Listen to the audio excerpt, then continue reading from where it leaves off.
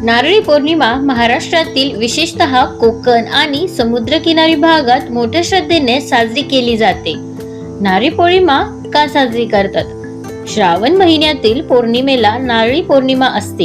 या दिवशी समुद्र देवतेची पूजा करून सुरक्षित समुद्र प्रवास आणि भरपूर मासेमारीसाठी प्रार्थना केली जाते. कोळी समाजासाठी हा सण विशेष महत्त्वाचा आहे. पावसाळ्यात समुद्र खवळलेला असल्यामुळे या काळात मासेमारी बंद असते. नारळी पौर्णिमेनंतर मासेमारीचा नवीन हंगाम सुरू करण्याची परंपरा आहे. नारळाचे महत्त्व. या दिवशी समुद्राला नारळ अर्पण केला जातो. नारळाला शुभ आणि पवित्र मानले जाते.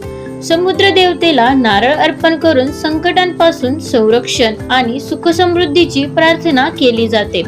नारळी पौर्णिमा कशी साजरी करतात? तर घरात नारळाची पूजा केली जाते. समुद्रकिनारी जाऊन समुद्राला नारळ अर्पण करतात. कोळी समाजात नौका सजवून पूजा केली जाते. पारंपरिक गाणी, नृत्य आणि उत्सवाचे आयोजन केले जाते. नारळापासून तयार केलेले पदार्थ, विशेषतः नारळी भात, नारळी पाक आणि नारळाच्या वड्या बनवल्या जातात. नवीन मासेमारी हंगामासाठी समुद्रात जाण्यापूर्वी पूजा केली जाते.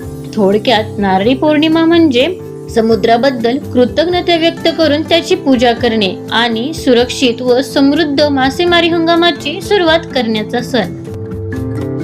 धन्यवाद.